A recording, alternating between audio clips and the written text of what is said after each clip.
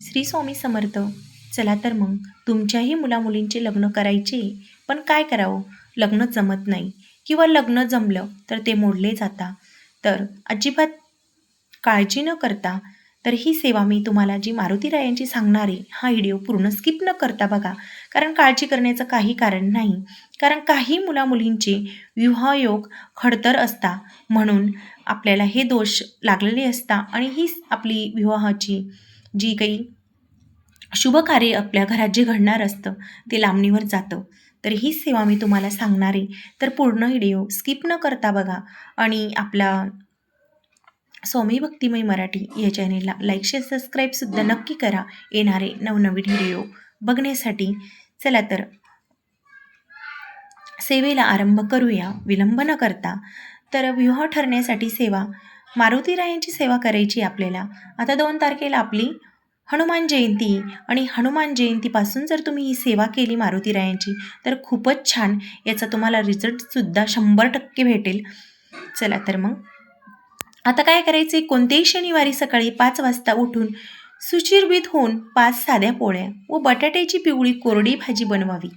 अर्धा मीटर पांढरा नवा कपडा घेऊन त्यावर 3 पोळ्या व त्या पोळ्यांवर बटाट्याची भाजी ठेवावी व 2 पोळ्या ठेवून त्यांची पोटली बांधावी. आता ही पोटली एका काठीला अडकून मंदिरातील मारुती मूर्तीच्या उजव्या पायाजवळ एक नारळ आणि ही पोटली ठेवून 2 मुंडावळ्या मारुतीच्या कपाळी लावून मूर्तीच्या पायाजवळ ठेवाव्यात व अगरबत्ती लावून नमस्कार करावा.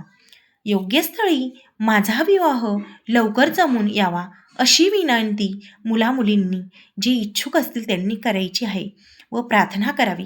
ही सेवा एकदाच करायची आहे. हा उपाय वधूवर दोघांनाही विवाह इच्छुकांना करता येतो. आता दुसरा उपायसुद्धा आहे, तो उसाचा रस आहे, उसाचा उपाय आहे सॉरी. तर हा उपाय 5 मंगळवार करायचा असतो, म्हणून सोमवारीच बुंद्यांसह अखंड ऊस आणावा. त्याच्या शेंड्याच 5 पाने असावीत. ऊस स्वच्छ धुवून मंगळवारी एका पाटावर ईशान्य किंवा पूर्व दिशेच्या भिंतीस उभा करून ठेवावा. म्हणजे ही सेवा करणाऱ्याचे तोंड पूर्वेला असावे. 5 मंगळवार दिवसभर फक्त दूध व फलाहार घेऊन उपवास करावा व बुधवारी सकाळी 11 वाजेपूर्वी उपवास सोडवावा. उसाची सेवा करताना मंगळवारी सकाळी 11 वाजण्यापूर्वी धूप, दीप, हळद, कुंकू, अक्षदा वाहून पंचोपचार पूजा करावी. विवाह इच्छुक मुलीने पुरुषसूक्त व विवाह इच्छुक मुलाने स्त्रीसूक्त वाचावे. आता परत सांगते, ज्या मुलींना विवाह करायचा असेल त्या मुलींनी पुरुषसूक्त वाचायचे आणि मुलांसाठी स्त्रीसूक्ताची सेवा आहे, स्त्रीसूक्ताचं पठण करायचे.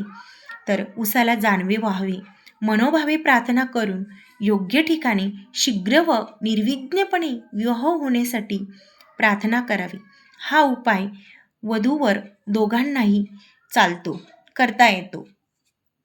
तर एकदा ही सेवा सुरू केल्यानंतर काही कारणांमुळे अडचण आल्यास पुन्हा 5 मंगळवारी ही सेवा करावी. शक्यतोवर मुलींनाच जास्त प्रॉब्लेम येतो याचा, तर ती सेवा आपल्याला परत 5 मंगळवारी सुरू करायची. तर 5 मंगळवार एकत्र ऊस मागील पूजेतील ठेवला तरी चालतो.